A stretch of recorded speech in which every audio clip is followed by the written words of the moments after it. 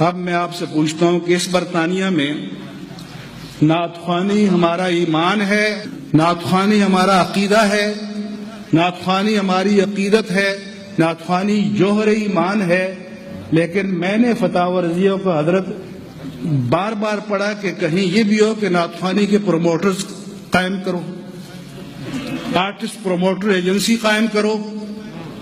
تو اب جب علماء کا یہ کام ہو کہ دین کی پرائرٹیز کو چھوڑ کر، اعلی حضرت کی طے کردہ پرائرٹیز کو چھوڑ کر آرٹسٹ پروموٹ کرے تو پھر یہی چیز پروموٹ ہوگی نا۔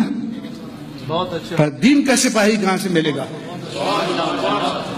تو میں آپ سب سے سوال کرتا ہوں اور آپ پر اللہ کی حجت کو قائم کرتا ہوں کہ کل اللہ تعالیٰ کی عدالت میں آپ کے پاس کوئی جسٹیفیکیشن اور جواز نہیں ہوگا۔ آج میں کہتا ہوں بینڈ کرے اس کو، ایک نوٹ پھینکنا بینڈ کرو، یا تو گانے بجانے والوں پر جہاں نوٹ پھینکے جاتے ہیں یا ان پر پھینکے جاتے ہیں یا وائزوں پر پھینکے جاتے ہیں، کہ ہم اس بازار کے لوگ ہیں۔ شرم آنی چاہیے آپ کو کہ آپ اس معاشرے میں رہتے ہیں۔ اور میں تم سے سوال کرتا ہوں، وقت نہیں ہے کہ 5 مرلے کا اگر مکان خریدنا چاہو اور پلاٹ خریدنا چاہو یہاں پر یا پاکستان میں تو 50 ماہرین سے پوچھتے ہو، اور دین کے نام پر 50-100 پاؤنڈ خرچ کرنا چاہو تو کسی ماہر سے نہ پوچھو، جس پر جی میں آئے پھینک دو۔ تو اور نہیں ہے تو کائنات کے سب سے بڑے ماہر دین تاجدار کائنات ہی سے پوچھ لو۔ تو آپ کی نشت کیسے ہوگی؟ اس کلچر کے ساتھ نہیں ہو سکتی اور ہرگز نہیں ہو سکتی۔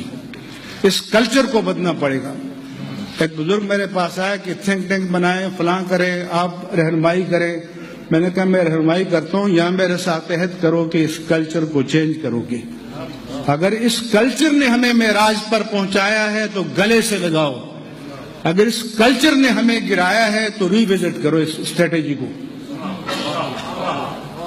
اس کے ساتھ میں جب یہاں پہلی بار آیا، حزب التحریر، حزب المہاجرون فلاں، تو کہنے لگے علامہ ربانی آپ نے لڑکوں کو اپنے ساتھ کیا ہے کھڑا، تو MI6 آپ کے بیچ ہوگی، فلاں ہوگی۔ میں نے پوچھا یہ کون لڑکے؟ عرب لڑکے ہیں، افریقن ہیں، امریکن ہیں؟ انہوں نے کہا نہیں، اپنے میرپور کے، کشمیر کے، پاکستان کے لوگ ہیں۔ تو میں نے کہا ہم ایک کام یہ کرتے ہیں کہ ہر وقت کٹ ٹو سائز کرتے ہیں۔ ہماری تعداد بڑھ جاتی ہے تو ہم کہتے ہیں بندوں کو کاٹ کے پھینکو۔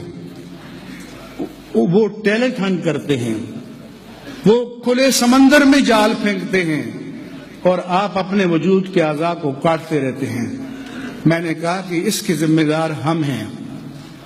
ہم تو سوئے رہتے ہیں، وہ نوجوان جو پڑھا لکھا ہے وہ الیکٹرانک میڈیا کو دیکھتا ہے، انٹرنیٹ پہ جاتا ہے، سوشل میڈیا پہ جاتا ہے، پرنٹ میڈیا کو دیکھتا ہے، اور اسے نظر آتا ہے کہ جہاں اللہ کی زمین پر آگ برس رہی ہے مسلمانوں کا خطہ ہے، کسی اور جگہ 1 انچ زمین پر بھی آگ نہیں برس رہی، تو وہ اس کے ذہن میں آتا ہے کہ پھر جرم تو ہمارا اسلام ہی ہوا، اٹھو۔ تو پھر کوئی اور اس کو مائنڈ سیٹ تیار کرتا ہے۔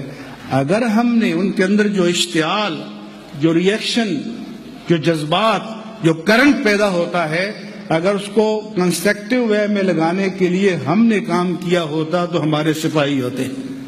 آج ہماری گردن کاٹنے والوں کے ساتھ ہیں۔ اس لیے جب امام الحج نے خطبہ دیا اور مجھے میڈیا نے کہا کہ اس پر کمنٹس دیں، انہوں نے پہلی بار داعش کا، خوارج کا، فلاں کا ذکر کیا کہ یہ اسلام نہیں ہے، اسلام کے مخالف ہے، یہ فلاں ہے۔ میں نے کہا میری امام حرم سے میرا گلہ ہے، امام حج سے، کہ ہم 30 سال سے اس آگ میں جل رہے تھے، ہماری گردنیں کٹ رہی تھی، تو امام حج آپ کی زبان سے تو ایک کلمہ بھی نہیں نکلا۔ آج یہ تپش اب آپ کی سرحدوں کے قریب آ گئی ہے تو آپ کو اس کی حرارت کا پتہ چلا۔ تو تاجدار کائنات نے تو خطبہ حجۃ الوداع میں انسانیت کو امان دی تھی، پوری امت کو امان دی تھی اور پھر میں نے کہا کہ آپ نے کہا کہ حکمران لوگوں کے حقوق ادا کرے، بہت اچھی بات ہے۔ تو میرا امام حج آپ سے سوال ہے کہ آج سعودی عربیہ میں جو کفالت کا ادارہ ہے، کیا وہ عہد قدیم کی غلامی کی جدید شکل نہیں ہے؟ تو کیا آپ کو انسانیت کے حقوق کے لیے آواز بلند نہیں کرنی چاہیے؟ تو اس لیے ضرورت اس امر کی ہے میرے عزیزوں کہ نوجوانوں کے لیے شارٹ کورسز، ٹریننگ پروگرام آپ اس کے لیے وضع کریں۔ علماء کو تربیت کی ضرورت ہے۔ علماء سے میرا سوال ہے کہ آپ جس گاؤں سے آئے ہیں، اللہ نے آپ کو جہاں پہنچایا ہے اس گاؤں کے لوگ یہاں پہنچے ہوئے، تو یہ مقام کس نے دیا ہے؟ دین نے دیا ہے۔ کیا ہم دین سے وفا کر رہے ہیں؟ کیا دین کو ہم لوٹا رہے ہیں؟ حضور نے فرمایا تھا صحابہ کرام سے کہ انکم فی زمان لو ترکتم اشرما امرتم لہلکتم، میرے صحابہ تم ایسے دور میں ہو کہ میں نے جو نظام زندگی تمہیں دیا ہے اگر اس کا 10% بھی چھوڑ دو تو ہلاک ہو جاؤ گے۔ پھر بعد میں ایک ایسا زمانہ آئے گا کوئی 10% پر بھی عمل کرے گا تو نجات پالے گا۔ لیکن اپنے آپ سے سوال کرو، حاسبوا قبل ان تحاسبوا بل الانسان علی نفسہ بصیرہ ولو القی معاذیرہ، کہ آج ہم 10% لوٹا رہے ہیں۔ دنیا کی کوئی یونیورسٹی 10% پر پاس نہیں کرتی، مگر میرے آقا نے آپ کو 10% پر پاس کر دیا کہ آپ پاس ہیں۔ اس لیے میں کہتا ہوں کہ صحابہ کرام نے دین کو دیا تھا اور پھر پایا، ہمیں دین نے دیا ہے تو اس کا کچھ تو لوٹا دو۔ اس لیے میں علماء سے کہتا ہوں کہ آپ بھی، علماء کو بھی ٹریننگ سیشن کی ضرورت ہے حضرت، آپ اگر اس کو مینج کریں، اور بہت زیادہ ضرورت ہے۔ اور میں یہ بھی کہنا چاہتا ہوں کہ جو مساجد کی انتظامیہ ہے یہ بھی ایک فیوڈلزم ہے۔ مساجد بلڈنگ سے بڑی نہیں ہوتی، مساجد بلڈنگ سے بڑی نہیں ہوتی، مساجد ڈلیوری سے بڑی ہوتی ہیں۔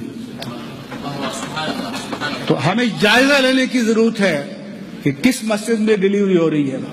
اس لیے مساجد کی انتظامیہ کے لوگوں کے لیے بھی ٹریننگ سیشن کی ضرورت ہے، ان سے بھی پوچھا جائے گا، ان کو اللہ کی بارگاہ میں جواب دہ ہونا پڑے گا کہ تم نے عالم کفر میں دین کے نام پر لوگوں کے وسائل لیے، تم نے دین کو کیا لوٹایا۔ تو عزیزان گرامی، ہمیں اپنا جائزہ لینے کی ضرورت ہے۔